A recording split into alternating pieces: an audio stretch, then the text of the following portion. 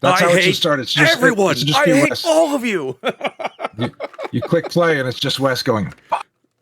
I hate all of you.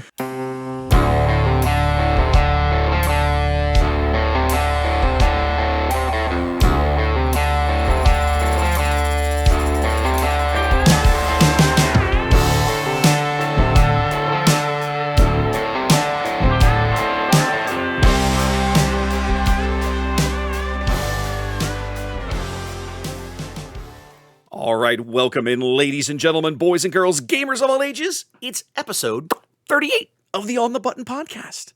My name is Wes. I'm here with Ian and Trey. We're back on the regular schedule, getting the episode out on Monday mornings. Apologize for the delay last time, but Galactics kind of made it inevitable that we'd be a little late on that episode.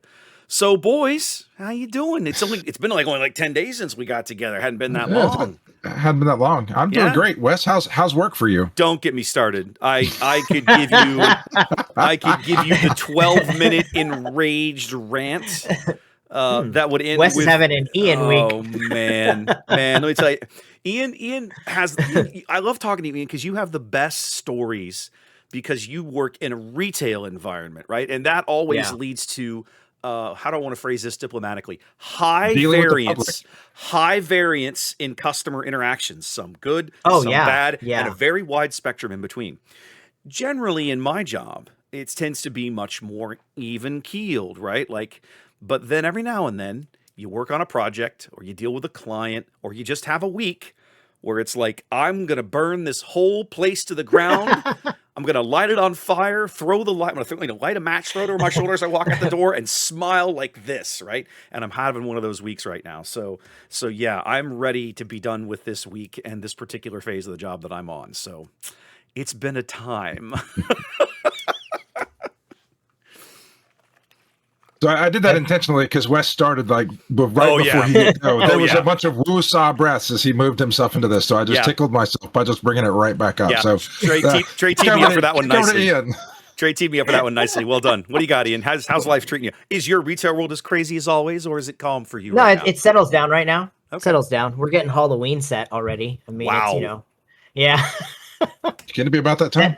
Set Halloween already. I was going to say football. November 1st is like my worst day of the year every year. Take down Halloween, put up Christmas? No. It is expected to be 100% set and perfect November 1st. So you don't even get time to really take down Halloween. You have to strategically, at one point you can come into my store and I'll have a set that is half Halloween, half Christmas. Oh my god! Because I condense it. The 31st, or because I just condense it down. I'm condensing the Halloween down, and I'm already setting the Christmas, so that when I have to pull it all down on Halloween night and put up all the Christmas, it's like my god, it's already done. Yeah, it's crazy. Oh my god, it's crazy. But I've had a really great week. I go to Vegas. Good. I leave for Vegas this Thursday. Little late for the GC. Okay. I missed it, I think. That's okay. You two can now experience the joy of moving through the Venetian and the tunnel to the Sphere with the rest of the Backstreet herd. So you'll have to let us know. Yeah. I've only experienced that from watching them go by the other way as I leave the convention. Yeah. You'll have to tell us what it's like to be in the herd, right? To my wife to pay me back for having to see the Backstreet Boys. Last night we went and saw a Black Crowes concert. So it was really good. Nice. So it's kind of nice. A nice little trade-off there, yeah. Nice. So I made her sit in the sun for 6 hours, though. We got there at brutal. Not 6 hours, 4.5. Okay. I don't know. We got there for the first act. I like to see all the bands, so it was great. Trey, is your car situation Check them out, by improving? the way. South Hall. Very much impressed me last night. South Hall. Impressed me. Really cool band. Okay. No. In fact, it's gotten worse. Oh no. So I'm just. I mean, it's expanded beyond cars now. So this is what I've done in the last couple of weeks. All right. So my truck was $3,500 worth of suspension work. Yeah. Just get a new truck, bro. It's right on the edge. It's right on the edge of. It's paid for. So even at $3,500, it's still just barely on the edge of. It's still cheaper to have this truck. My wife's car. The air conditioning broke and they were like $500 to fix it. And then it lasted like a day. So we took it back and they were like, oh no, we have to take your whole dashboard apart. This is a $3,000 repair. So there's that. And then I have two. I've covered many times. I have two daughters in college, and we bought a condo a long time ago in College Station for one of them that we've been renting out. The other one we just bought a condo for in April, and one of her friends moved in, and we are having to tell the friend that you are not allowed to live here anymore because you have smoked and your cat you haven't cleaned a litter box in months, and you weren't supposed to have animals anyway, and you put holes in the wall, and so you have to get out, and you have to, and it's gonna be like, I don't know, $500 or $600 in damages. Wow. And then on top of that, my other condo, we told them we didn't. I mean, these people that had been renting the place had rented it for, I don't know, 3 or 4 or 5 years, something like that. Okay. But we were like, okay, the lease is ending. We need this for our daughter. Well, they left, and when the property manager that we use, they sent their people in to do an assessment of how much it's going to take to fix it. We have a contractor. It's not going to be this much, but the assessment that they gave, $22,000 in work. Sorry. It's infested in fleas because they paid the pet deposit for one animal and they turned it into a literal zoo. Like there were like tens of animals in there, and the whole place has to be repainted top to bottom. Every floor has to be ripped out. The counter has to be replaced. One of the bathrooms has to be redone, and the countertops and the cabinetry has to be replaced. Paint and carpet, I feel like, is pretty typical in those situations. Like, especially after somebody's been there a few years, that's kind of expected. But that's insane. But the smell is just horrific. Well, yeah. From what I haven't been there yet, but the smell has just been horrific. You know, the last time I rented, 5 or 6 years ago, I had a little apartment down in Corpus because I was working down there during the week at the shipyard, and you know, the lease. I think the lease I signed was explicitly like no pets because I didn't have no pets. It was easy, but they would come around and do inspections. Like you would get a little notice. They would come about once a month or so to come and check and make sure, because it's very easy to tell if someone has a cat or a dog in a 1,000 square foot apartment or a 1,200 square foot condo or something, because there's smell or toys or stuff around or like whatever. You can figure it out. And they always told us, like, if we figure it out, you know, if you've done this without telling us, you're going to get hit with the fees. But that's then you have to be able to collect the money from the fees. Well, so if they're not able to pay that, what are you going to do? Shake a finger? So they have like a $700 security deposit, and that was less. That's like 4% of it or whatever. Wow. But yeah. Well, if you need a part-time job, I know the manager that works at that Kingswood Petco. Yeah, it sounds like you need some extra funds quick, bro. Wow, man! Like, but it's gonna be. I'm bad at math, but I'm like using fingers and toes over here, and that's not good, man. I'm like, wow, that's just like, oh, your truck. Can I just ask how many miles your truck has on it now? 191,000. Wow, man. Great job. But it has, so my truck has a new engine, it has a new transmission, it has a new differential in the back. As of now, it has an entirely new front end suspension system. Like everything major in that truck has been replaced. Yeah. It has new tires. And I mean, it's a big lifted truck with like the tires are like $500 a piece and they're new. It looks very comfortable for you, which I don't think most automobiles are super made for somebody your gigantic size. Yeah. I had a Toyota Corolla. I don't think you could get into at one point. No, I can't. I had an 84 Corolla, and I had a friend who was like 6'1", and he seat all the way back. His knees were still like in his chest, this is the fallacy that other people have when they look at me, because I've always been this tall. When I was in the first grade, I towered over everybody, and people told me, you're going to stop growing and everybody's going to catch you. And then I didn't. Yeah. So I've spent my entire life cramming myself into the world built for you people. So it doesn't matter if I'm cramming myself into something for somebody who's 5'8" or 6 foot or 6'1". It's a lot of cram. I figure out how to make it work. So I've been doing, like, my first car was a Firebird, and I used to drive, the one that I had wrecked was a Honda Civic, and it was very comfortable. Yeah.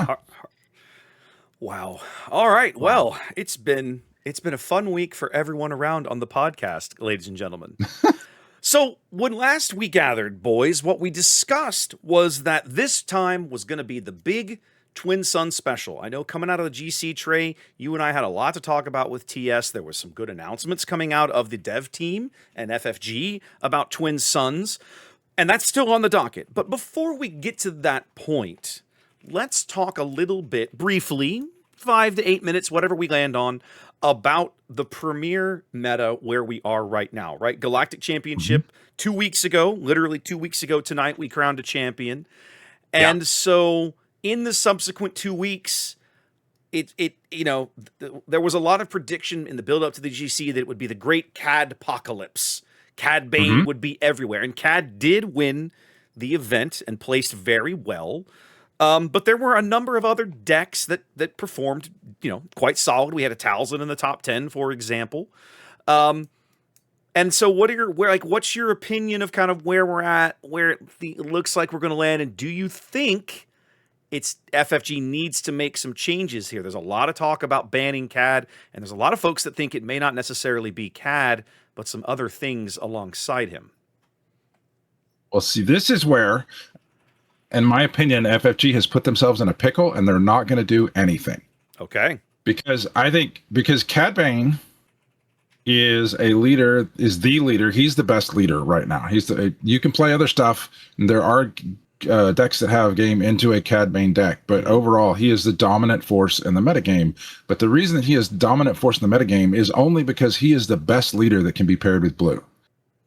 Because if you play anything else I am firmly of the opinion that the problems are Pre-Vizsla and Chimera. Right. And you have these two cards that were just released that are like $50, $60 cards, and they've only been legal for less than a month, and those are the problem. If you lop Cad Bane off, you're going to have a bunch of different leaders. Talzin steps up, takes his place. Like, pick one. There's somebody. Whoever it is, it'll be a couple of weeks until everything shakes out. Of a bunch of people playing things to play with Pre-Vizsla and Chimera, and then one of those will be a little bit better than the other ones, and that'll be the next one. So I don't think it's a Cad Bane problem at all, and I also don't think they're going to do anything about it because it's so little time until the next set, and they're going to create, because they can't ban you. They cannot ban Chimera and Pre-Vizsla at this point because there's so much money tied up in those cards. It would ruin sales. Yeah, it would ruin sales. Infuriate people. Yeah, and so you just can't pull. It's just an economic trigger you can't pull. And they're not going to ban CAD because I think that they're smart enough to see that the CAD is not the issue. CAD is just the best one at using those two. And then as soon and the rest of blue, like, it's not like it's Pre-Vizsla and Chimera and a bunch of crap. It's like they are just the dominant cherries on top that allow blue to wreck everything right now. And it's super strong all the way up to curve. And now you have the two best cards. These may be the two best cards they've ever printed. It's pretty close to it. So I don't think they're going to do anything. I think they're going to cross their fingers and hope that Homeworlds does something to solve it, and because it's such a short window, because they're stacking releases so quickly here. I think they're just going to let it slide, and they're just not going to say anything. So that's my opinion on it. Is it's not a CAD thing? It's these two cards things that they made way too powerful, which clearly were not play tested very well, or play tested by people who thought they would just wanted to play them, and their FFG is going to be like, nothing. So hopefully Homeworlds will fix it. So first of all, I agree with you that Chimera, and I would honestly rank Chimera as a larger problem than Pre, but Chimera is definitely a problem. How many lists have you looked at for Mando Colossus these days? Have you seen some of those lists going around? Okay. Yeah, he's playing Chimera off color. Exactly. The card Chimera's such a good card. The card is so stupidly good that blue hero decks are playing 2 and 3 copies of it because it's simply blue hero. It's simply the best top end one of the best top end cards available in the game. Period. For what it does. It's the best top end card. There's nothing better. Yeah. But you guys are calling it top end, but at 7 it's mid. Like, that's mid range. You're talking a turn after most leaders flip out. Most leaders flip at 6, right? So you're talking at what the turn after your leader hits the board, like, you're just sacking the world, bro. Yeah. It's too low. It should have been 8. It's just off cost. But I haven't been watching results, so I don't really know what the results are. But I can tell you, yeah, it's a red blue villainy issue. And aggressive negotiations has never felt worse to be on the other end of at this point. I would argue it's not a red-blue villain issue. I would argue that it is a blue villain issue, period. End of discussion. Because I was having this conversation briefly in the KTOD Discord a few days ago, right?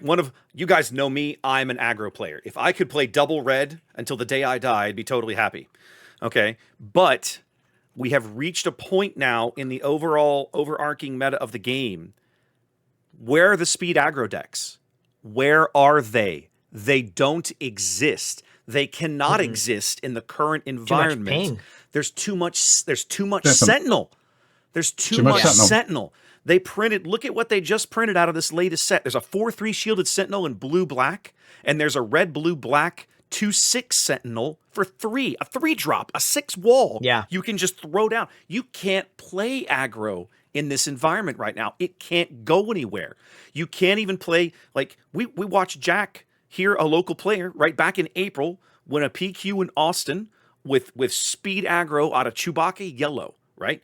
You can't do that right now. Anything ground aggro just dies. The only aggro decks in the environment are space aggro decks, and they only work off of leaders that flip on 6. That's not speed.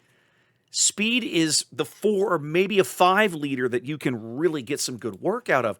It's aggro doesn't exist right now. And as a result, these crazy control decks and these crazy top end cards that cost 7, 8, 9, whatever, you can't kill somebody fast enough. They get to that and then you just can't kill them at all.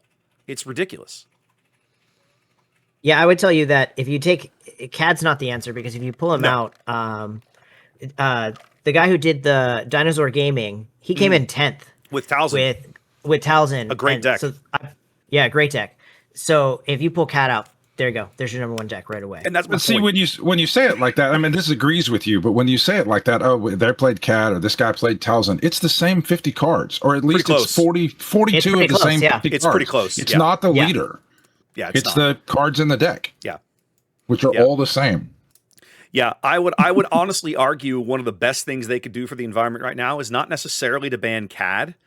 I think you could ban Imperial Armored Commando. I think that would help a little bit. It's dirt common. People aren't going to complain. Nobody's losing money on it.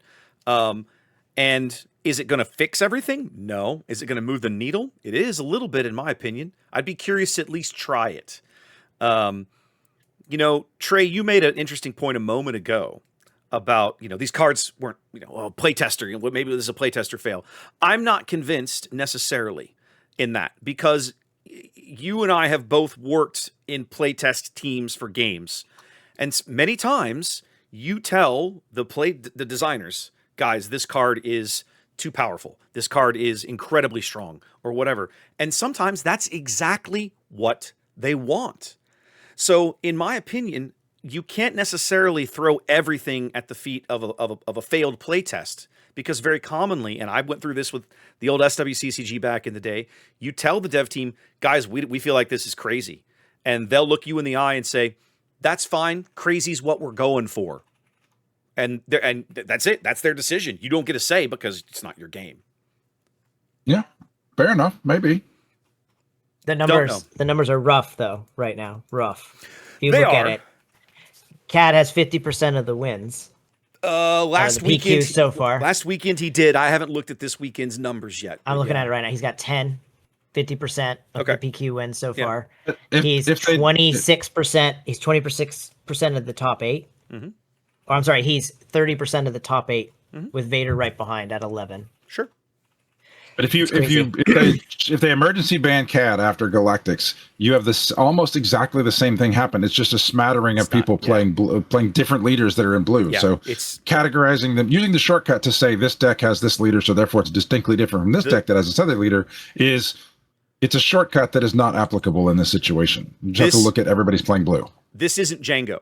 This isn't where the leader is driving the garbage play experience. The leader is strong. Don't get me wrong. All the great cards. Exactly. Cat is a very strong leader with a very strong ability, but he is not the driver for this deck. If you yank him out, somebody else, you lop off the head of the Hydra, another one's going to grow back, and that's just the way it's going to be. So I'm with you, Trey. I think they've kind of boxed themselves into a corner here, and the problem cards are these power legendaries.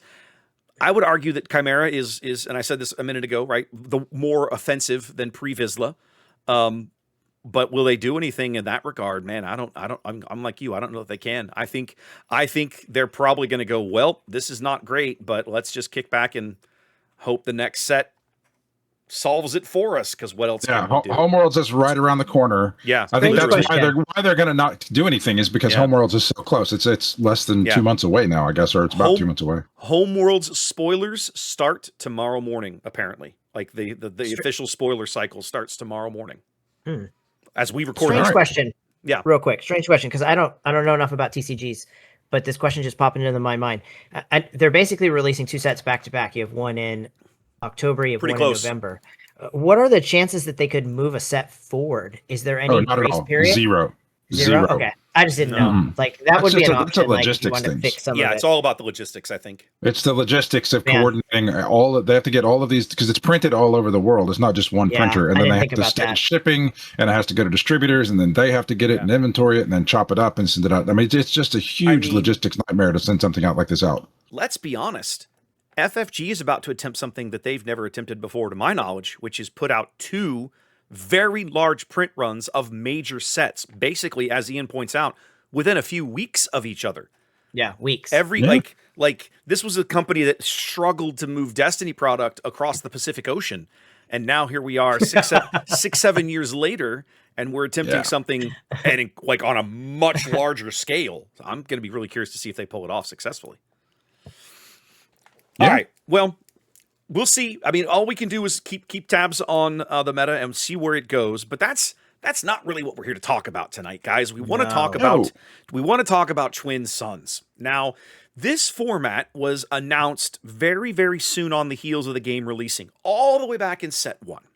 And back in set 1, the rules for building a TS deck were a little different because there was only the one set. It was still singleton, but it was 50 cards, not 80. And still 2 leaders. You guys, both of you, were early adopters of Twin Suns. So, in other words, you guys literally tried it back in set 1. So, played it regularly. Exactly. So, what is it about, Ian? What is it about the format that originally piqued your interest and drew you in, and then, like, kind of what keeps you coming back for more? It's creating fun combos is what my favorite thing about it is, like cheating actions out, right? So in the first set, it was really fun to like get out K2SO, burn him and beat everybody up on the board, right? I thought that was really cool. Or making him discard a card. I still love playing that card. Then in set 2, when we were playing Twin Suns, now I can timely him into a unit, blow him up, and maybe get a kill. Yeah. And then so I basically played that combo until I could get that combo out, and then I finally got that kill, and then I moved on to a different deck and a different combo. I just love cheating out actions. Like, it's really fun to like be able to play like 4 actions because you have so many different color combinations you can play.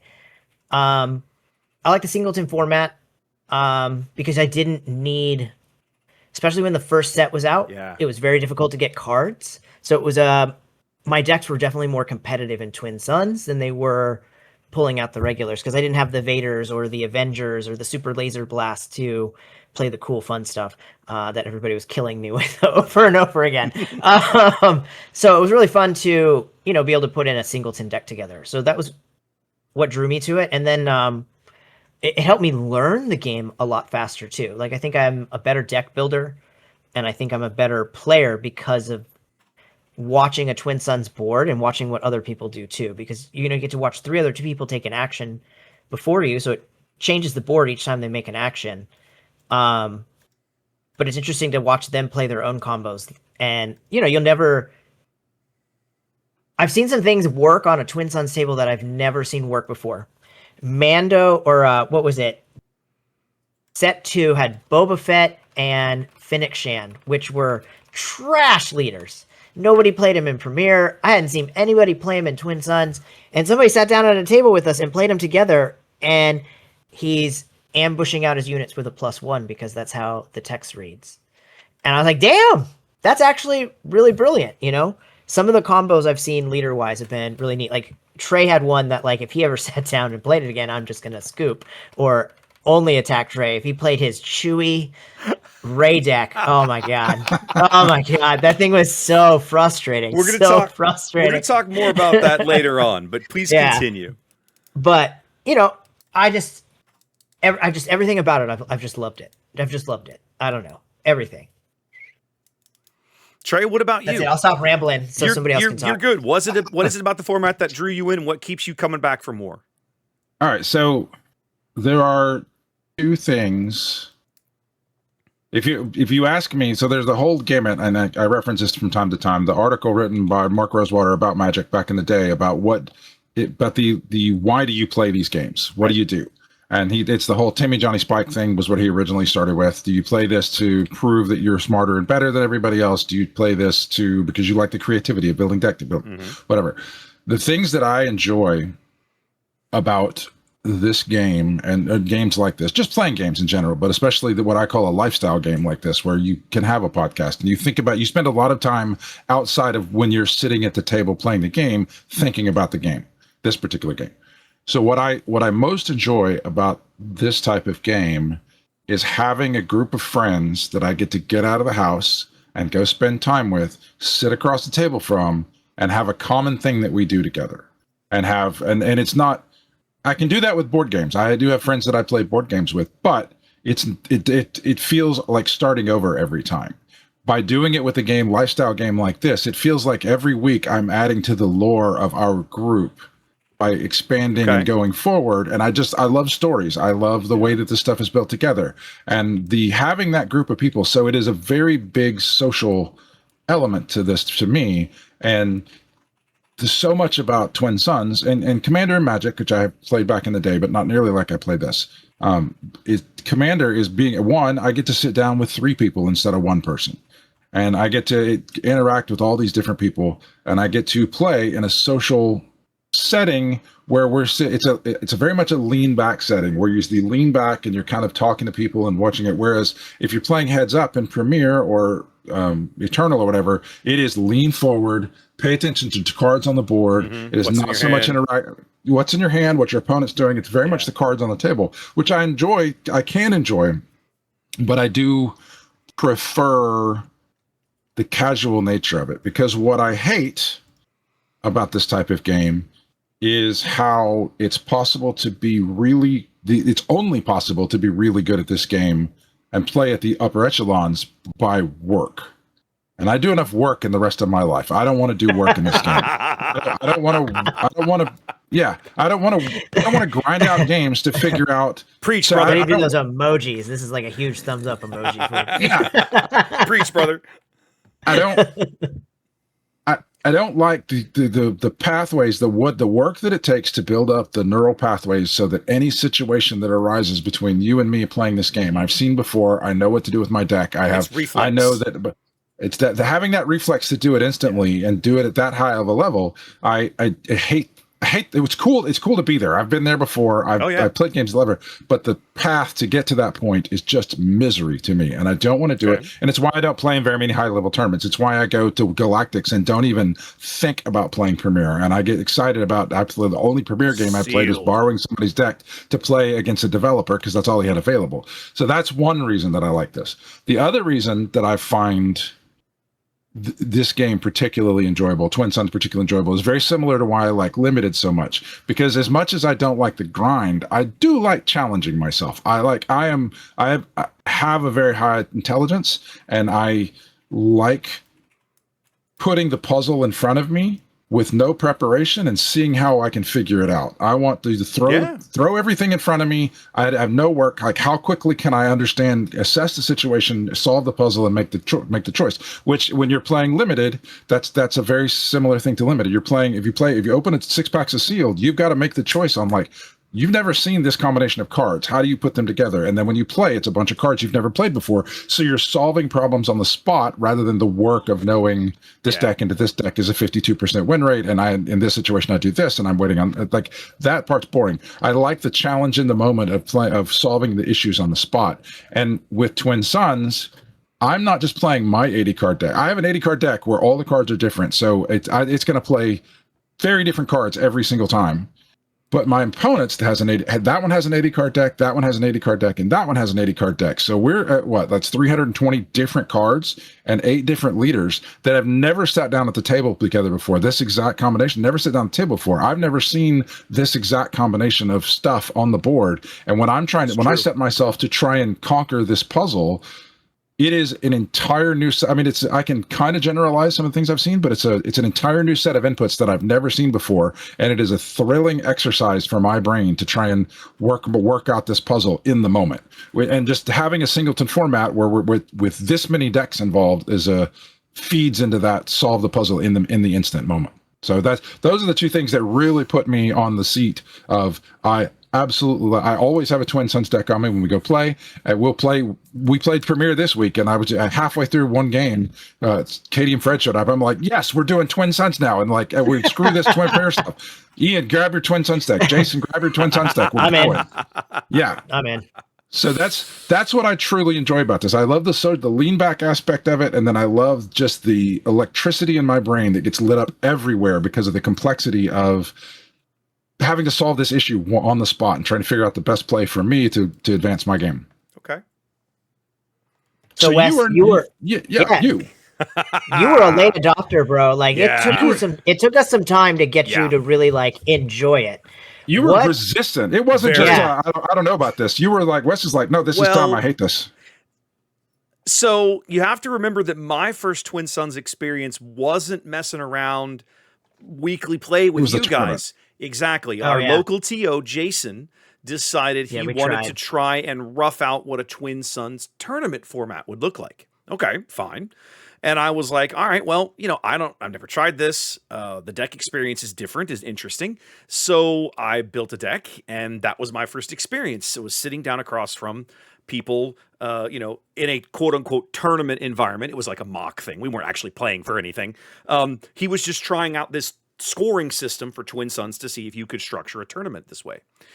And I played 2 games, both of which I didn't get backstabbed. I got stabbed right in the face, right in the heart, right, by the player sitting directly across from me, which I think in both games was Baldy, now that I think back on it. I think it was. You sat down with the Joker from The Dark Knight Returns. Literally, like some men just want to watch the world burn. And that was my first TS experience. Now, that I realize now looking back on it, that part of my multiplayer CCG experience in that regard, right, I was coming from a very different world. In the late 90s, I played the old Precedence Babylon 5 CCG, which was designed primarily as a 4-player game, just like Twin Suns. It was different than anything else in that era, right? Very much like Unlimited. Every player would act. There was an initiative order, and every player took one action, and you just kept going around the table until everybody was basically done with whatever they were going to do in the turn. Very much like Unlimited. And it was a very interactive game. Tons of back and forth, tons of deal making, tons of table talk. Tremendous amount of fun. But a good game would last, 90 minutes, reliably. Like sometimes we would just drag them out and they would go on for 4 hours. But you didn't have to do that. And so I sat down in the mindset of, all right, we're all here to win. We're all here to make smart decisions about what we're going to do. And what I discovered very quickly, as you guys pointed out, some people just love pulling the pin on the hand grenade, setting it on the table, and seeing what'll happen. Right. And in a tournament environment, my brain rebels at this idea. Right. It's like, what are we doing? You should be trying to make the optimal play for whatever your board state and your initiative position is to try and win the game.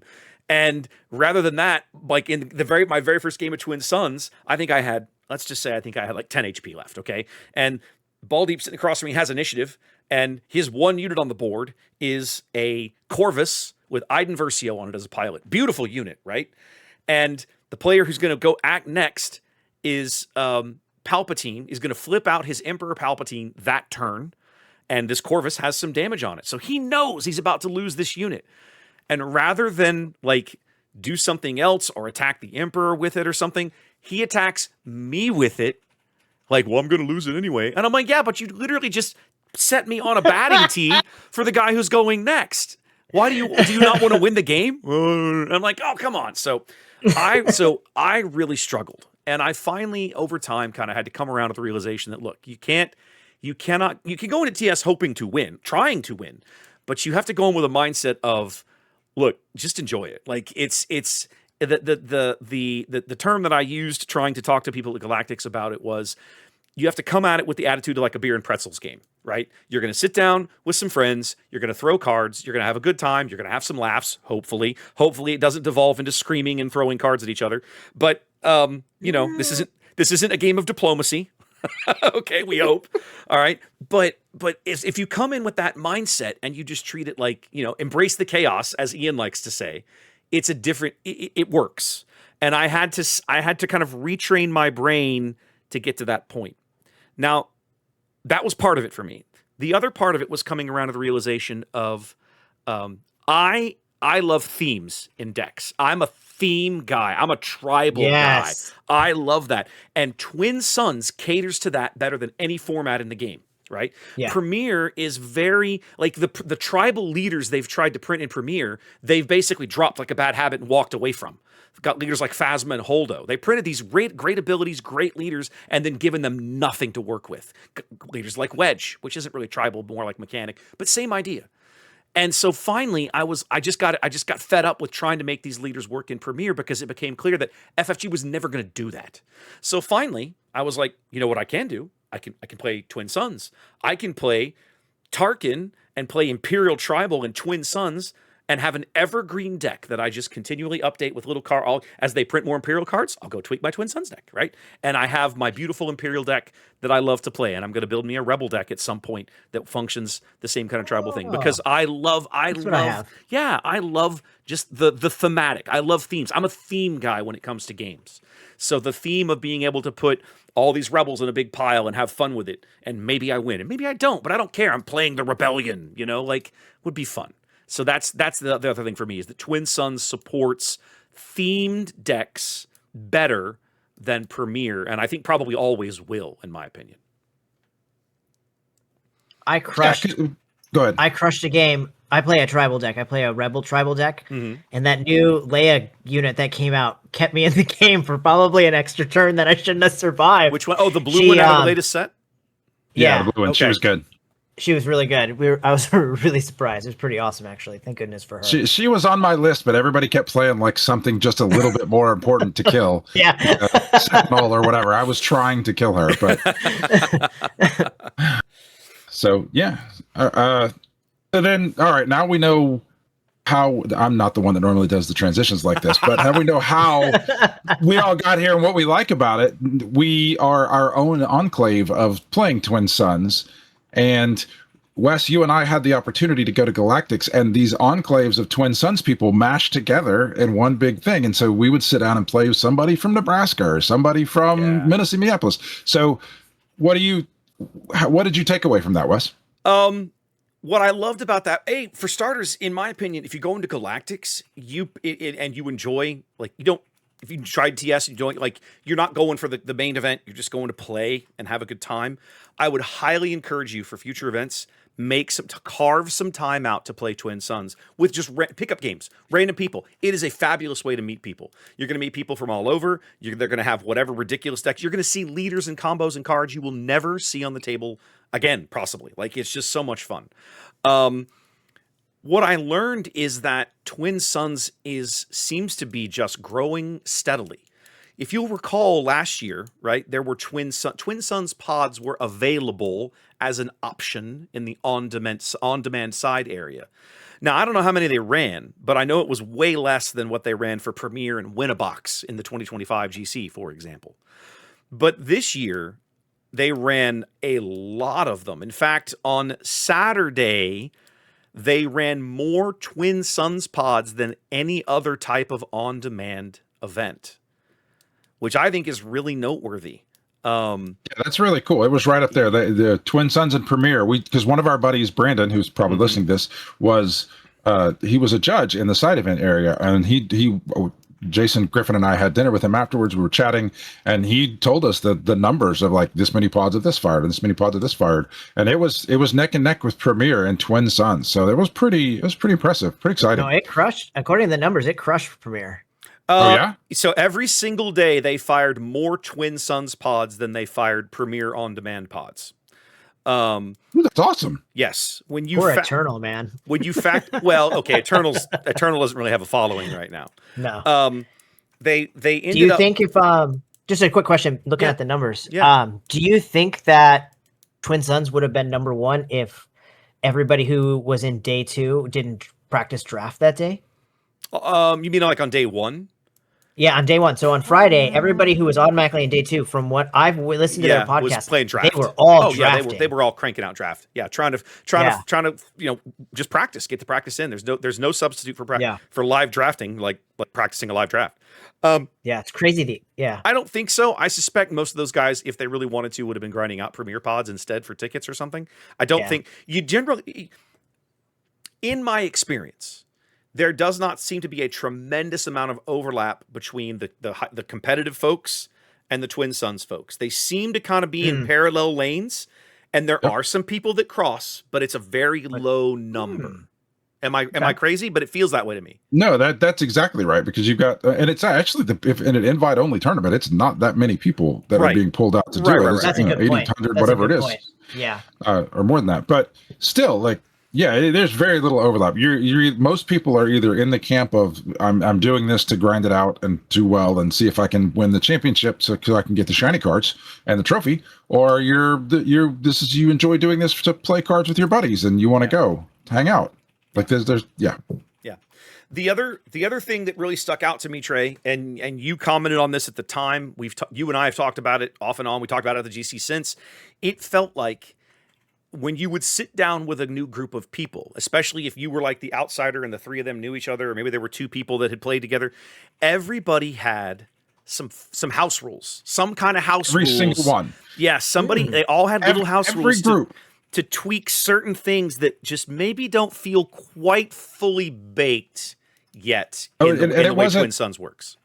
It wasn't that everybody found a different problem. Every single group. Like, I feel like chumps because we're playing the regular rules when we go. Yeah, we haven't changed anything. I haven't changed anything. I want to, but nobody seems to have gotten on board with it. But every single group has they make plan better. Mm-hmm.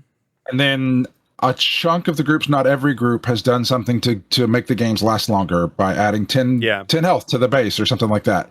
But every single group that we played with had done something with plan. The one that I enjoyed the most was they said plan is just draw a card. Yeah, and I like that. There's some groups. I like that. There's some groups where it was if you have no card, plan is plan unless you have no cards in hand, and then you can draw a card, which seems a little less complicated. But when we would play games, and because it would always sit down, introduce yourself, hi, what's going on, how are you, where are you from, that sort of thing, and then whoever it was, they would be like, okay, so when we play at home, we have a house rule where insert how we fix the plan token here, and when we do you want to play that, or you want to play the original way? And let's try that. So every time that we played plan just draws a card, like it became competitive. Like it was a real choice of, do I want to go first? Do I want to hit everybody's base, or do I want to draw a card? Do I need a card? Yeah. Yes, exactly. That's huge. It was actually perfect. It's a big deal. I would adopt that rule tomorrow. Well, you very well might get your chance this week. Absolutely. That's crazy. Yeah, it would make plan, like when you're like, I guess I'll take plan. Like that's how we play plan. That's every table I've ever sat down to at Dragon's Lair. Nobody wants it, really. Oh, I guess I'll take plan. Or it's like, can I just pass? And we're like, no, you have to take plan.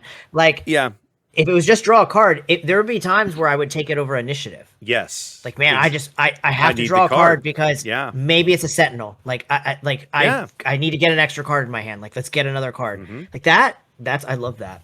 Yep. I like that one too. And an adjunct to that is there was the Twin Suns panel, which we'll talk about in a minute. But at the end of the Twin Suns panel, they had to get ready for the next one coming up pretty quickly. So there was no Q&A. But after it's over, Joe, one of the guys that works on Twin Suns, is a designer of the game, and he put together the Mall Sauvage pre-contact. Mm-hmm. He was on the panel, and I walked up to the front and chatted with him for a minute. And I didn't ask him if there were plans to change anything because I couldn't imagine that he would be at liberty to say something like that. But I did ask him, I said, look, we're out there playing this game, and every single group has addressed this, like the plan issue, and a lot of them address the base issue. So the house rules where everybody is agreeing on the same house rule, is that something that you guys are listening to internally and factoring into what you plan to do with the rest of the future of this format? And he said, yes, we are listening to that. That's good. I don't know what that means. I don't know if that means something is going to change. could mean nothing, but that he did say that they do see that everybody's fixing the issues that every group is independently seeing and fixing in the same way. I like it. Plan being broken. That's encouraging. It's encouraging. That was a really good panel. They had what they did. Almost. They did was what they did. Oh, please! They brought it. So it was they almost had a good panel. I should have been on there. I think about this stuff structurally. I need to be on. I need to play the game more, I guess, online because I had so many things to add. Then what you need to do, Trey, is get out there and become the face of TS on YouTube. Right? There's a bunch of different groups out there. They had brought in AJ from the Salty Smugglers. You had Joe, of course, was there. There were two other guys who I can see their faces and I can't remember their names because I'm terrible. Did they have anybody from Take the Blast? I think maybe that was who was hosting it, if memory serves. Okay. But in any event, they were all they basically had Joe O'Neill, right, from the dev team, and then 3 of the dedicated content creators who focus on Twin Suns were on this panel. And they just, they talked about the format. They asked each other kind of what some of their favorite cards were. I walked up afterwards and gave them a shout out for one of your favorite cards, Ian, which was Aya Valdani. Which is just the beautiful little chaos grenade you can throw on the table for cheap. In the heat of battle? In the heat of battle. That was actually listed. Yeah. That one came up during the panel, right? That was one of the ones on somebody's list. So yeah, for sure. I play that every chance I can. It saved me a round. Yeah, it was a good panel. This time, I won through it this time. Yeah, he did. He did. He won through it. It's a story for later, but I won through it. There we go. But it was a really good panel. And I was, I'm glad to see them putting the level of attention and dedication they are into TS. And I think, we got the pre-constructed decks this year. And for my money, one of the biggest announcements out of the GC was that starting with set 11, every single regular non-icons expansion is going to come with 2 brand new pre-constructed Twin Suns going forward. I love that. And to prevent people from doing math, set 11 is the set that comes out next summer. Yes, so we're about a year away, like a little less than a year at this point. Yeah, the Ashes of the Empire of next year. Yeah, next May, actually. It'll be out. It's called System Overload. It'll be out right before next Galactics, they said. So yeah, you're about, what are we, about 9-10 months away, something like that. But I think that's going to be awesome because it gives them an opportunity not only to move the needle on Twin Suns by coming up with whatever they're going to come up with, but also allows them to interject cards directly into the Eternal environment, which they can't do right now without passing cards through the Premier environment. But now they can just say, well, we're going to mess with an Eternal. So it'll give them an opportunity to maybe entice more people into playing the Eternal format, which right now really doesn't have a big following just yet. So I'm sure they're thinking along those lines as well. Now, Trey, we played a lot of TS at Galactics, and you guys have played a lot of TS locally. What are some kind of do's and don'ts you would recommend for players, even veterans, but certainly folks who maybe haven't tried TS? Let's say you were sitting down with someone and you were trying to, maybe convince them or help them get started on their Twin Suns journey here in Star Wars Unlimited. What kind of do's and don'ts would you give them for both deck building and interacting with players at a table? So there's actually different answers to this depending on who you're sitting around with. So, but one of the biggest things that I do when I sit down at a table is I read the table about who am I playing with and what level are we doing this at? Because I don't want to, I love sitting down from people who are going to play like Cutthroat. We do this a lot. Let's sit down and go at each other. I enjoy that.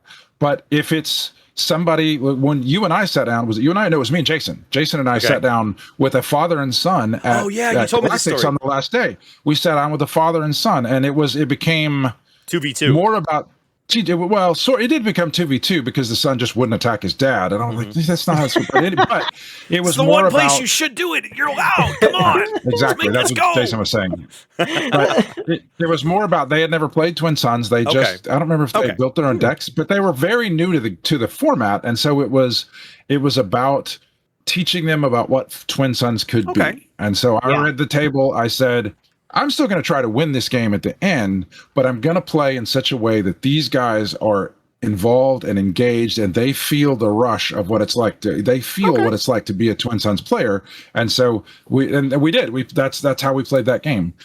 On the other hand, one thing I will say that you do not do is, if you are good at the game, say you build your powerful decks, which is, I do build powerful decks, but I build a bunch of trial decks, and I try to make them as powerful as possible. Anyway, so if you go to Galactics and you sign up for a random pickup Twin Suns game, and you sit down with some people,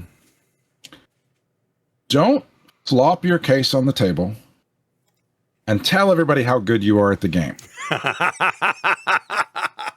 Don't say, I have crazy powerful decks, I play this all the time, I'm really good at this. What do you want me to play? Do you want me to treat this? Do you want me to treat you guys like kids and just play my little silly fun decks? Or do you want to? Don't do that. So, because you just get a little weird marker and just draw a little bullseye right there on his forehead for the whole table to see. What happens. V1. You better be able to beat 3v1. Wow. 3v1 is tough, kids. I had a situation. So when I went to Galactics, I took this Ray Chewy deck it's so far it's the one that I've got that I think is the most powerful. I took a couple other ones that I had built. So I had several Twin Suns decks. I did not know how the level of competition. I didn't know if I was going to sit down with a bunch of sharks, and so I did not want to take some crappy deck to my first one and just get blown out by a bunch of people who were playing at super high levels.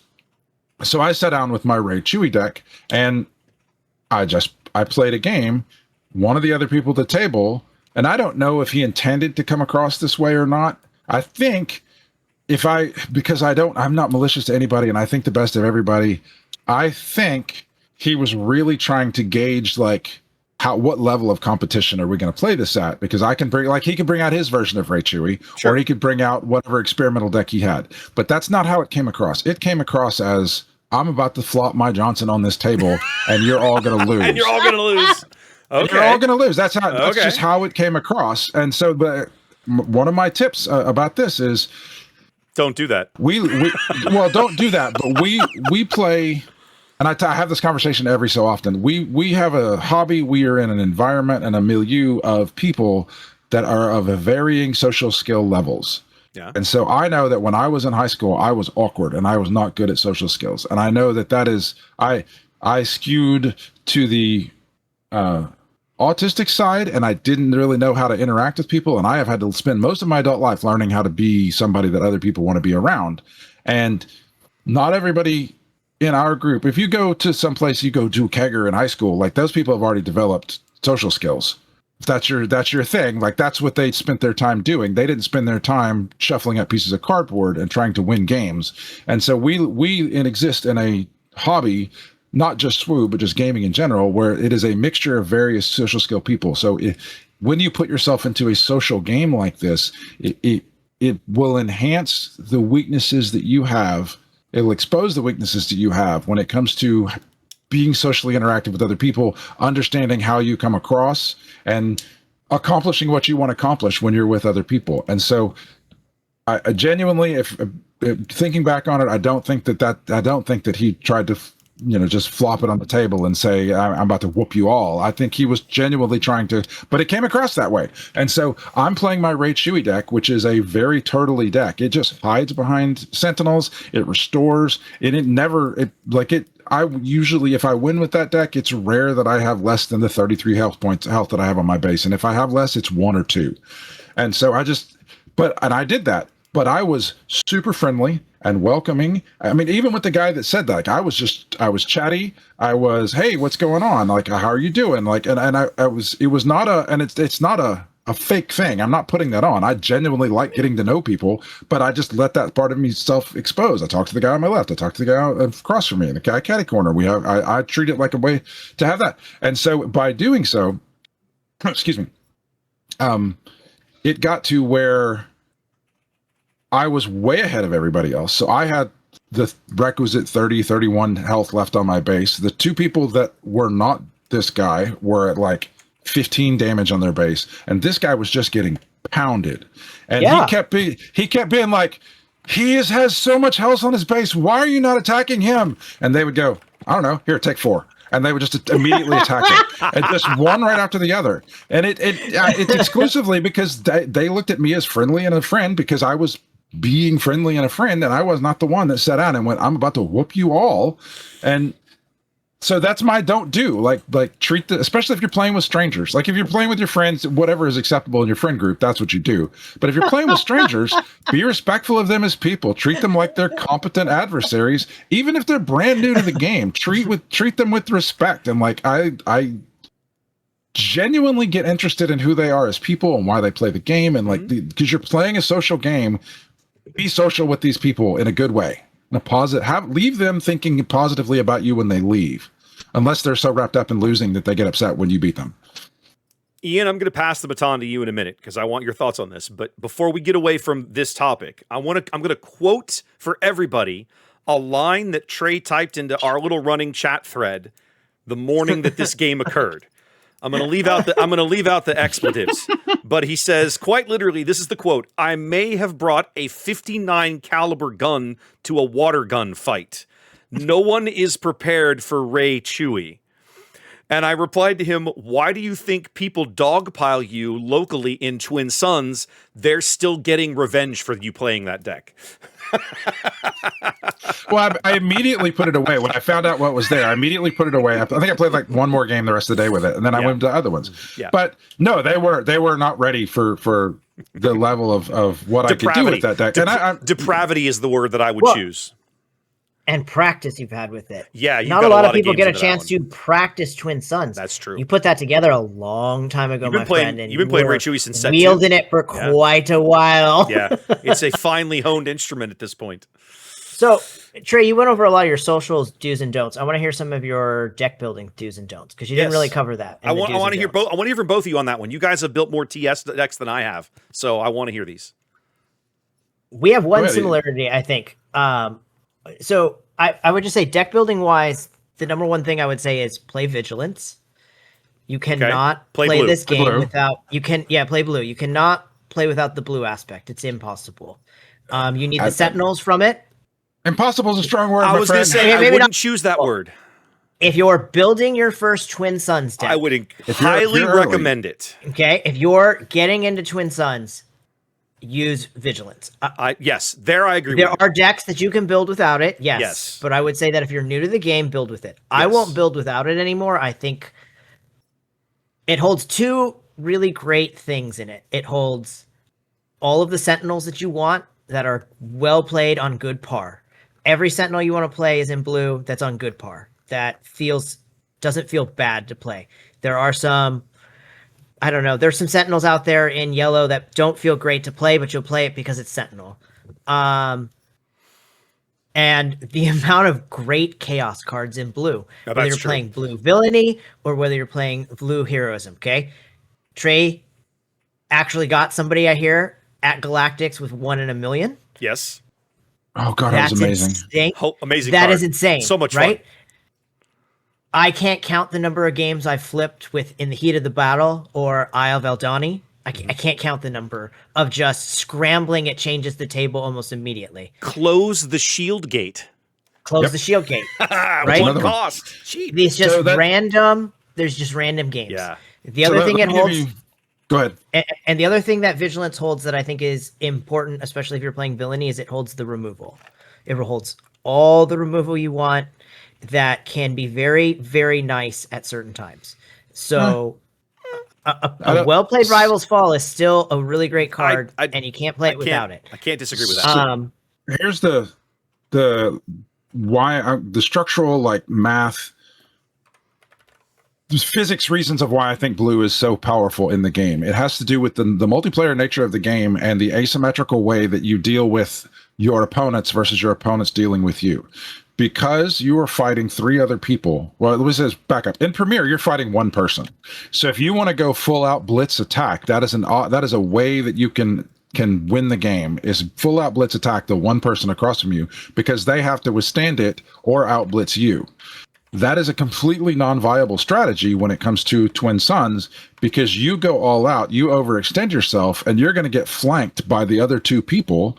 and they're going to get ganged up on or attacked, or even if you get there, you're going to put it in such a way that somebody else has an easy opportunity to get the kill. So because you're dealing with 3 other people, it is not an effective strategy for your primary method of dealing with somebody to reach across the table and mess with somebody else.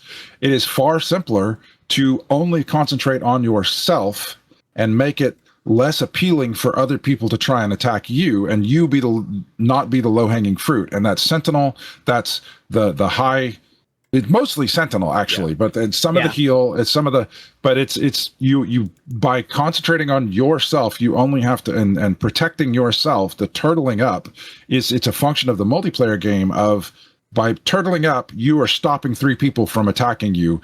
If you try to kill one person, and you extend yourself to reach across the table and hurt somebody else, the other players are going to get in this, and they can either take you out or they can race you and knock them out, and you're not going to win. It's just it's your deck can only really take care of one person, and if you take care of yourself, then let the other people fight, and then at the end you can jump in.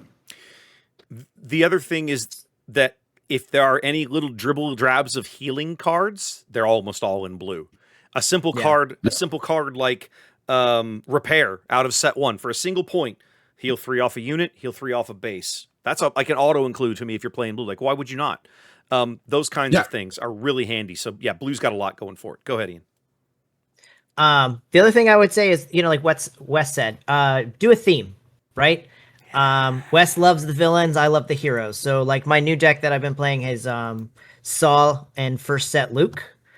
And it's all rebels. Like I'm just playing Chewbacca and Han Solo and Luke Skywalker and just all the fun, cool units, and also a lot of Sentinels so that I don't get beat up on. I think it's really important to build something that you want to play with, and that's going to be fun. It's got to be cards you want to play, and think about combos that you want to pull off that you can pull off by using multiple sets and multiple colors. Like one that I haven't pulled off yet is eventually I want to get it is a Rinda Price. Oh yeah. I want to get her on the table with Thrawn one day and do 8 damage to everybody's base by sacking 2 units. So think of like weird combos. Like one of the combos I thought of that I really wanted to play was I wanted to play the Phantom, which is a 2-cost green heroism unit. Right. Okay. And then I was able to play it into Fleet Lieutenant and give it an experience token. And then I was able to attack with Saw. And then I was able to attack with Luke all in one round. Wow. And take somebody out. And still have enough left to play in the heat of the battle to get me through the game. So it's pulling cool combos together that you couldn't normally pull out in like a regular game. I really love that aspect of it. So I've built whole decks around just trying to get this one combo to work. It's going to take you maybe 1 million games and maybe you'll never get it to go, but occasionally you'll get it to go and it just feels really good. To your point about Sentinels, and Trey's point, basically, putting a Sentinel on the board is basically trying to discourage the other players from attacking you specifically. It does. I'm not arguing the point. But the other color that's got a lot of good Sentinels in it is green. There's a lot of really good green Sentinels, right? So it's not just blue. But the beauty of TS is that you're going to find yourself in 3 colors. You're going to have no shortage of things with the right kinds of keywords that you want necessarily, and you're going to be looking for. But yeah, I'm a sucker for the theme stuff. I got to put me together an Underworld deck or something soon with Jabba or whatever. I got to try it. So, okay. So go ahead. What else have you got? Go. What do you want? So I want to talk about social interactions. Okay. We've covered this on the our Twin Sun games are very legendary in this podcast. We talk about them a lot. That's true. You've got to be nice to other people on the table. I would say try not to gang up on people. It becomes harder when everybody else does. And I don't know about not ganging up on people. You can gang up on people. Don't make it so somebody can't play. That's a good point. I think somebody's going to take the brunt of the attacks every time, but just don't. Unless you're trying to ruin their experience, don't make it so they can't play. I'll do that to people. If they do that to me, I do that back to them. So that's the only time I will go after just their unit so that they can't play. Trey is vengeful. Noted. Yeah, and enjoy the social aspect of it, right? Yes. Like, Trey and I played last week, and he tried to make some deals with me, and I immediately shut him down because he's on my no trade list, or no deal list, right? And it probably cost me the game, right? Because I should have said yes, because some of the moves he wanted me to make weren't really that terrible, and actually were pretty decent. But just because he's on my no deal list, but enjoy the social interaction of it. Like, and even saying no to him was still fun. So make sure that if you're make sure if you're playing, especially we play like kind of the same like 6 of us are subbing in and out. Like, our games are pretty regular at this point, and if you can get a regular thing going with a group of 4 people, and even up to 6 or 8, like we can get sometimes, it can be a lot of fun. And just try it a few times and see how you like it. And I guarantee after a few games, you'll find I think it's super enjoyable. But try to be nice. Try to be nice. It's hard, but try to. What you're saying right there, that was harking back to why I play this game, is because it adds to the group lore of my personal experience of adding to this game. This whole thread where everybody gangs up on me, like all of that. Like, now we have this shared history together, building up the story of our Twin Sons group, and that I love that. Yeah. What are your deck building tips? Yeah, bring it on. Okay, let's go. So the first one, do not stress about getting the perfect 80 cards, because you're not gonna, and it doesn't really matter because it's a singleton. So you want to just start throwing. If you've never built a Twin Sons deck, just throw some stuff together. Pay attention to your cost curve. Yes. Find the cards that you think are cool. Don't anything that you play that it costs more than 6 has to do something the moment it comes into play. It has to be Han Solo with an ambush strike first type thing. It has to be the ship from Sparker Rebellion that heals your base. It has to be something that you cannot play a 7 and expect to be able to, okay, now I'm going to untap and attack on the 8 resource turn. That's just, you can't count on that. Yeah. All right. So, but for the most part, it doesn't really matter what you play. Even if you just find some combination you hear about online of leaders, just put that together. Kind of dig through the cards, pick out cards that look fun, put them together, make sure you have a curve, and then that is a deck that you can play, and it will do things. The pressure of having the optimal list is much lower when there's 4 of you playing. The percentages of drawing the exact card that you want are much lower. So you just need to draw a 2-drop. You don't need to draw this 2-drop every time. So you didn't. The specific one, you just need to have something to do on turn 1, and so that's what you want to. So the cards don't matter. One of the ones that I've found interesting is Restore is not that good. As the game, it was in the very beginning, but as the game is matured and people are figuring out how to do that, the default is, if I don't know who I'm going to attack the person with the least amount of damage on their base. And so if you can restore all you want, all that's going to do is get more people to attack you. Yeah, for sure. What else you got? Okay, so the big one, and this is the one that I find I just recently I kind of had it and I built my decks this way, but you need to have some trick for the end of the game. You need to have either base heal or saboteur, something to fight through something. You can't just play a linear, I'm going to play my guys and attack, because somebody else is going to play repair to heal for 3 and win the game by 1 damage. Somebody's going to play, what is the name of the ship that heals all the stuff at the end at 8 from Sparker Rebellion? The blue-white ship, you play it. Redemption. Thank you, Redemption. Somebody's going to play that at the end of the game then that's going to be their last action of the game. Yeah. So you need to have, or like, for another example to play in this instance would be the Maul from Shadows of the Empire that's just going to come out and smash over somebody over some battle droid and hit them for 6. Yeah. Like, you need to have something on turn 6 or turn 7. You need to be holding something in your hand that's going to do that. So don't resource that. Have them in your deck. Have multiples in your deck. Don't resource them. You just want to have one, whatever it is. Hold on to that one. And so that is the biggest thing that I use to win so many games, is that we get to the end and I make it so that what's happening on the table is playing out for everybody else. What's happening on the table is playing out the way that they see of things that are on the table.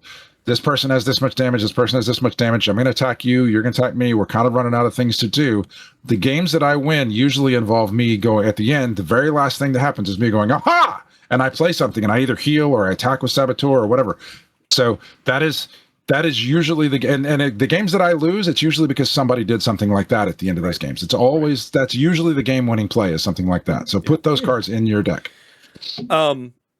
So for me, the deck building advice that I would give is you guys have hit curve. What I'll be even a little more specific. You've got an 80 card deck. You have to put 80 single cards in it.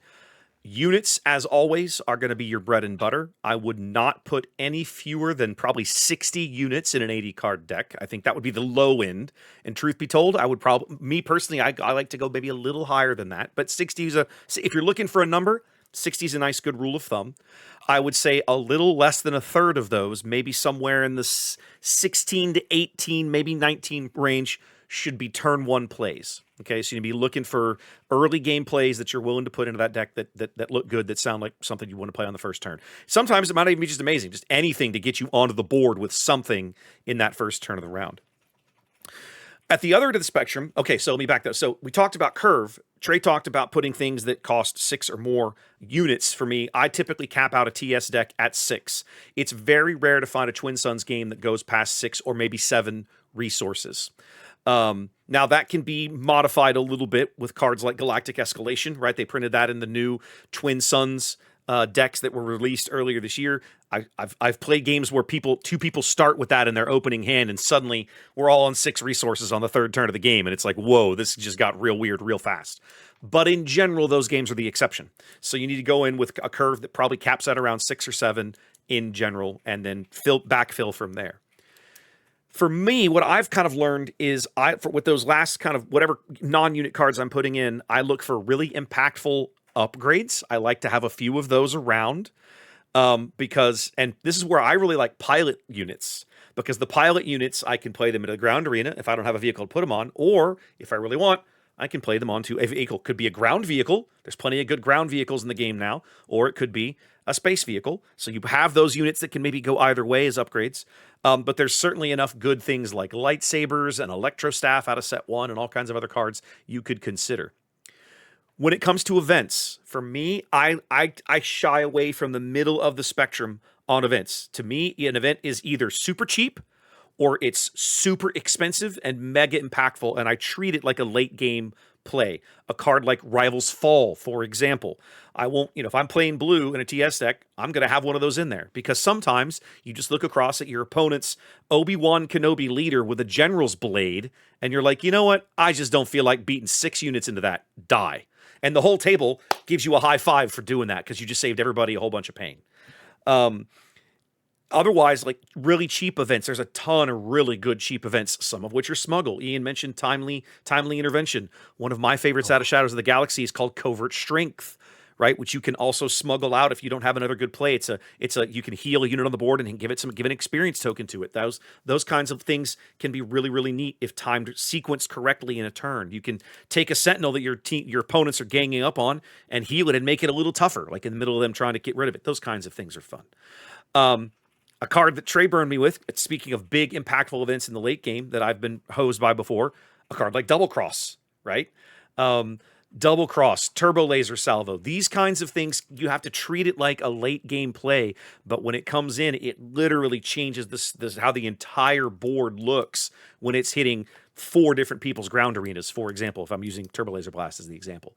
So the events that I tend to look at are the one, maybe the occasional 2-cost event, depending, and then I look at the other end of the spectrum. I generally don't look at the cards that cost 3, the events that cost 3 and 4. I've maybe find some upgrades in there, but events in that range, I find for that price, I'd rather be playing a unit that sticks around and does something, right? Whether it's a road bump for someone to attack into or get me some base damage out of it. That's how I play it. But I mean, your mileage may vary. That would be my recommendations for first timers. Man, your math is like spot on. I checked my 3 Twin Suns decks that I've built over the past 2-3 sets, and it's like 60 units, 20 events. I keep my events super cheap though. I don't like to play events over 2. I just don't like. I used to play Rivals Fall and Takedown and stuff like that, but I find that like I end up early game resourcing it. So when I started early game resourcing stuff like that, I started just going cheaper events. I just find that they're a little more useful. I will say, like the blue that I have downstairs, my little Imperial deck that I have built, does have Takedown and Vanquish and Rivals Fall in it. I have learned through painful experience, never, ever, ever, ever, ever resource Rivals Fall, because it's a get out of jail free card for literally anything that we have all seen some really heinously Voltroned up units in Twin Suns, a leader with 2 or 3 upgrades and experience tokens on it and shenanigans, right? I played a game that it wasn't a game you were in, Trey. One of the games of Twin Suns I played the last day of Galactics, guy sitting next to me got his Maul out. No, he got Savage out, got Maul out, put Darksaber on the Savage, had it stacked up with experience tokens, had Darksaber on it, put something else on it. It was like, the thing had like 5 upgrades on it. It was insane. And it was just like my kingdom for a Rivals Fall right now, you know? So I've learned not to resource that card. But the other ones, yes, at the wrong time, resource them. But there are times they're good to have. What were you gonna say, you guys Trey? have your pet decks, like you have your Imperial deck, Ethan, you have your Saw X decks, whatever it is. Who is Ethan? Ian. Who is Ethan? Ian. You just called me Ethan. Bro. Yeah, it's okay. No, I just misspoke. I didn't mean to say Ethan. Don't worry it's about supposed to come out Ian. It's late. I don't know. Whoever, guy in the glasses, whoever you are. It's cool. Anyway, are you content right now playing those, or are you looking at any new decks, or are you just like, are you thinking about playing anything new? Have you been experimenting with new leaders? I got a new spicy one that I built. I've got CAD Aura that I built. Oh yeah. Seems Jason messed took up. that to Galactics. Jason took that to Galactics, and it puts a target on you. Oh yeah. It does, but mine's got a lot of ramp in it too. I'm playing every ramp card. Every ramp card to try to get there, to play cool, fun things. I don't know. Wes sent me a Jedi one that I've been messing with that I'm trying to pin down, so I want to get that going. Mm-hmm. I played against a guy playing that leader combo I sent you. It was Kit Fisto, Obi-Wan Blue, I think. And I sat next to a guy. I played a game of TS at Galactics with a guy playing exactly that. He did really mean things with that deck. Yeah, you can. There's some good combos to pull in. Yeah, it was fun. So those are the 2 that I'm working on right now. Okay. I'm hoping that I'll have I think I'm gonna have the Jedi one done first. I'm still working on the CAD one. There's a lot of weird tweaking. I want to try to ramp. I want to see if you can ramp in Twin Suns. I think it would be an interesting thing. I think there's enough ramp cards now where maybe I can get 1 in per game. The problem is the only ramp you're going to be able to afford regularly boils down to 3 cards, right? Galactic Escalation, Resupply, and Super Laser Tech. The other ramp cards cost 6, and by then, why bother with it, right? The game's probably over. You have the new one where you sack the Imperial unit. Oh, Long Live the Empire. Okay. You have Long Live the Empire, and then Rebellion gets Spark of Hope, which I did manage to play at least once at Galactics. It's not a great card, but I played it. I mean, you could play that off aspect for 4. So one of the decks making the rounds is Tobias Piet.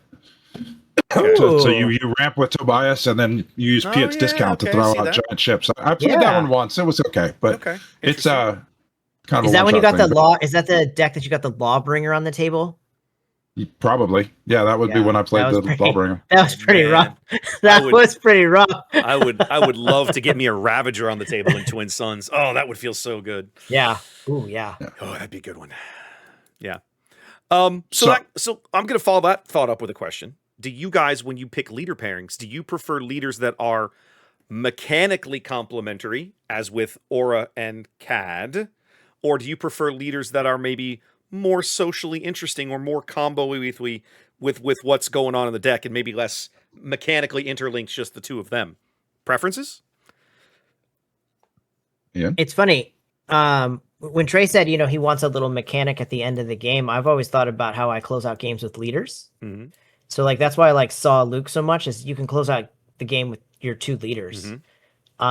So I'm always looking for leader pairings that I think I can close a game out with, that I can get them out kind of on the same turn and maybe close out with the leader pairings. So that's something I always look at sometimes when I'm building decks for, is a leader pairing.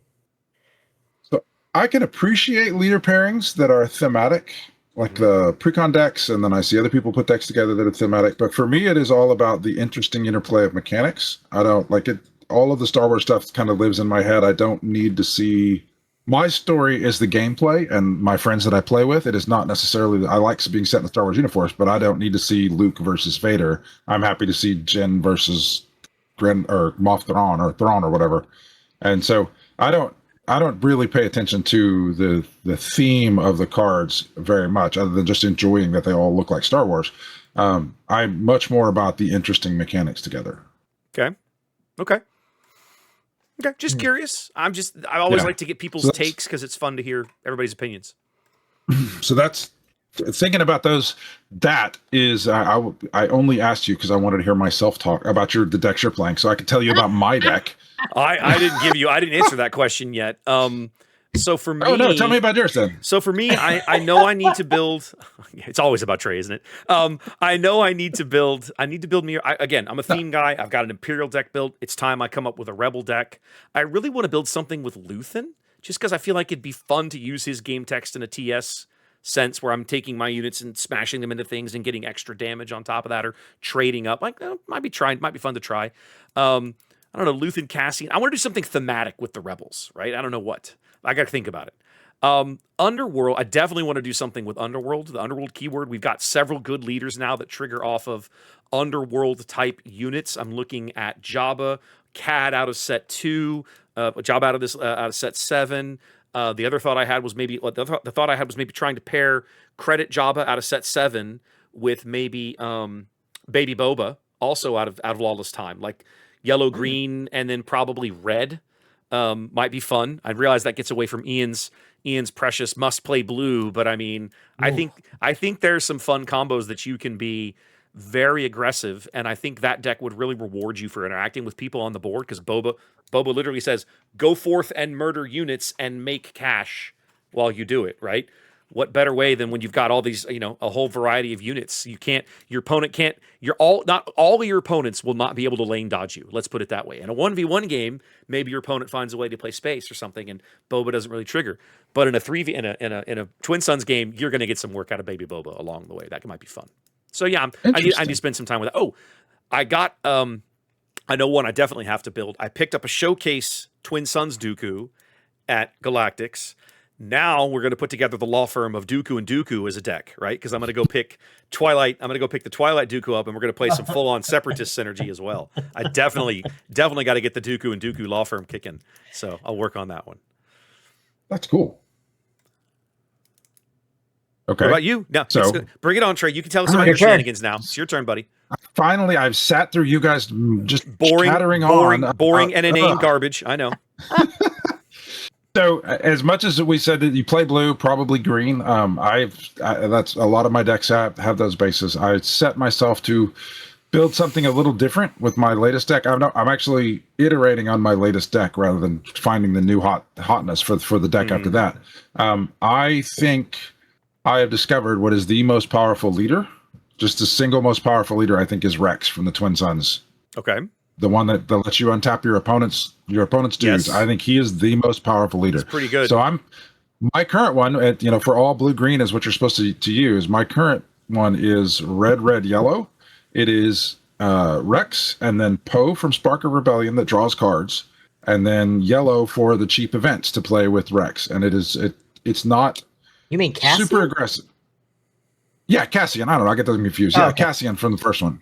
Okay. The Cassian leader that draws cards. I don't know names. No, there's no Poe. It's cool. It's cool. Cassian from the first one. And we got you. And Rex. So it untapping other people's units and getting them. It's not about manipulating them into getting them to do what you want. It's letting them do whatever they want as long as it doesn't hurt you. Incorrect. It is what? Incorrect what? Incorrect. I've watched you play. Okay, so I've watched you play Rex. This is how you play Rex. Hey, Katie, I'll untap this unit if you do this. No, Ian. Hey, I'll untap this unit if you do this. Well, but that is just me identifying what is a good play for you. Yeah. And so it is usually like hey, this person has a sentinel. We can take him out if you want to team up together. And I'm on your don't do any deals with list, and I'm perfectly fine on not doing deals with you. Hilarious. But you know what? Someone else will. And so someone else will do it, and you ended up losing because it's not about making people do what I want them to do. It's about identifying good plays that they can make for themselves, and kind of if they don't see them, I can point them out to them. But the reason that I think Rex is so good is because I don't need Ian to die, and I don't need Katie to die. I need everybody to fight amongst themselves, and I sit back and do some things on my own. So as long as that unit that I'm untapping is attacking some of the 90 points of health that's out there on other bases, it is advancing my game plan, and I get to do it immediately and for free for whatever unit I want on the first turn. So you could play some unit at 2 that's like if there's a hypothetical unit that you play as your first play that's a 2, like somebody else plays it, and it is like a 10-10, but it says this doesn't ready until you have 7 resources or something like that. I can attack with that on the first round and every single round if I'm the Rex player, because I don't care if Wes, you play this card. I don't care if it hits Ian. I don't care if it hits Katie. As long as it doesn't hit me, I can take it from you, and it's doing my work for me. So I can use Rex and pair with anybody who will do a deal with me to do my work for me. And it starts, and it's so incredibly powerful to use Rex to basically just hit anybody with the biggest dude on the table, or take out some guy some sentinel that's blocking all of us, and just kind of have your goals aligned with somebody else's goals in the moment and help them out. But that by helping out their goals, you help out your goals, and it advances your win. And Rex there's no like you untap a unit whose power is less than the number of resources that you have on the table. It is just the biggest dude on the table. You can help somebody out, and that helps you win. So I think he's the most powerful leader in the game, because he essentially lets you attack somebody with the biggest unit on the board starting on the very first turn. Like, you don't even have to use the part. You don't have to use the part where you get the discount. I just want to untap your guy and have you hit somebody and start working on somebody's life, and I'll do that immediately. One day it's going to bite you in the butt, and it's going to be funny, and you're going to have the opposite opinion. I untapped Katie's guy, and she killed me. Maybe, but then I won't ever do that with Katie again, and Katie will be on the lore moves forward that Katie is untrustworthy, and I won't do deals with her anymore. Yeah. So the story that I talked about earlier, this is just kind of a fun anecdote. We played on Tuesday, and everything played out. It was pretty cool that Ian got to play his everybody loses in the heat of battle Saboteur. Everybody gets Sentinel and everybody loses Saboteur. Mm-hmm. First of all, I played it at the top of the round because if not, I was going to die. Okay. Like, there was no option. Yeah. There was no option. He plays that. Everybody gets it. Ian is like at 21 or 22 or 23 or something like that. And so I just let the round play out. I sit there. Everybody just kind of sits behind their wall of Sentinels. We get to the end, and I had the Spark of Rebellion event that says attack with Saboteur, it gets +2. And so I used the Rex leader side, the Rex unit side, to just slip through all of Ian's defenses and hit him and put him at 28 damage on his base. And then everybody went, okay. And then my sneak card, that was one sneak card. Then I played for A Cause to Believe In, and which is flip over cards, and for every one that you flip over 4 cards and do damage for every white card you hit, and it finished Ian off through his crazy card that he played, and it was fantastic. And I healed for like 8 that game too. I restored for like 8 that game. It did not matter. It was one of those games where it was like, Trey, I attack your base. I have a Sentinel. Ian, I attack your base. Well, damn it. Fun game though. I love playing Twin Suns. It's so fun. Funny. I hope more people make decks and start playing. I really hope that next year I can make it to Galactics and just play Twin Suns all day, every day. I mean, I did it the first year. It was fun as hell. Sounds like you've got a golden ticket with your wife already saying, yeah, we're going to Disneyland. Like, why would we not? Let's go. Yeah, it's right around her birthday too. Yeah, so it's a winner. That's a winner.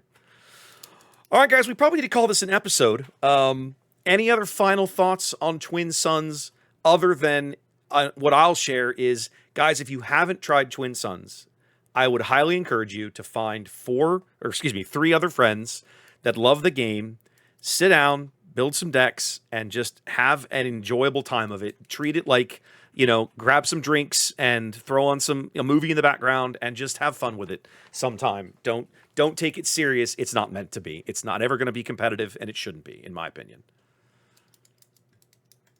I don't know. You need to put it together so we can start playing games on stream, and then I can get my name out there. Oh, it's my responsibility. I see how it is. You're the one that has the room, man. Yeah, okay. Well, you're not wrong. You're not wrong. I'll work it into my schedule just for you so you can be on the panel next year, Trey. And when you are, I expect some recognition, sir, when this happens. Okay. Oh, absolutely. Okay. I'm only here because of the graciousness of C Raptor. You should watch him.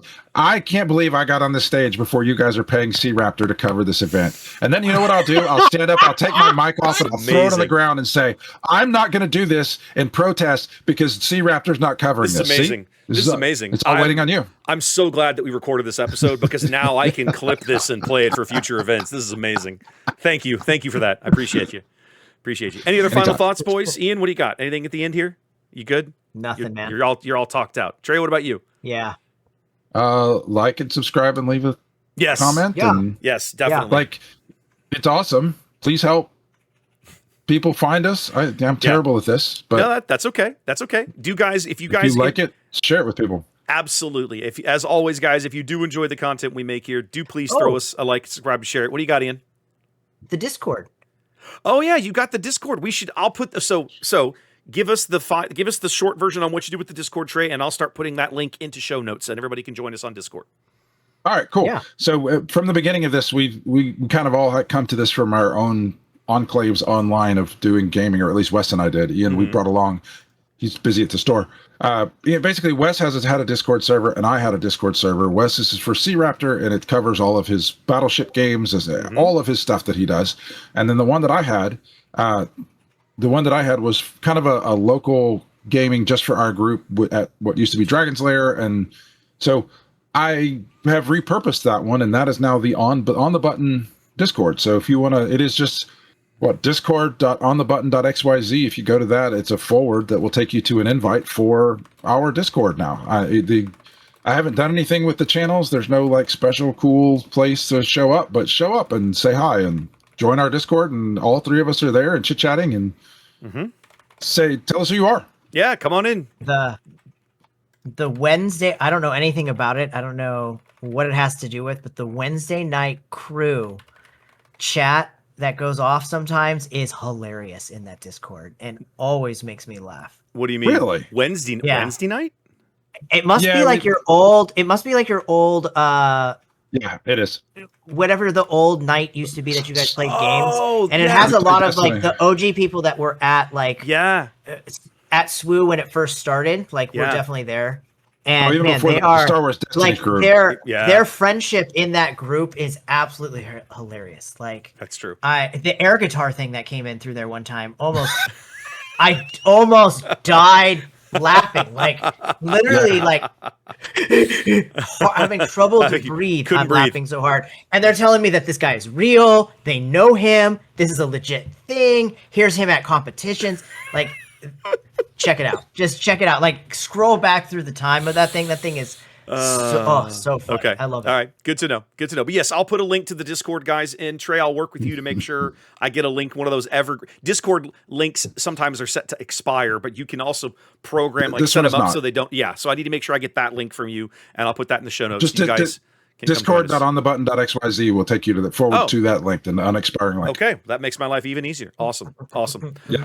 All right, guys. We'll appreciate you. As always, thanks for tuning in. Thanks for hanging with us. If you have any questions, comments, whatever, hit us up between episodes. Come on in Discord, chat us up, and we will see you guys next time with whatever it is we're going to talk about. I don't know. We don't have the next one planned the way we had this one planned, so we'll see what happens. Bands. We'll see what happens over the next 2 weeks. Well, we're going to start getting Homeworld spoilers soon, so maybe, and we're going to have 2 more weeks of events, spoilers. Right? We're going to have another I think the SQ in Berlin is coming up next weekend, so yeah, it's going to be good times. All right, we'll catch you guys later. Peace. Take care.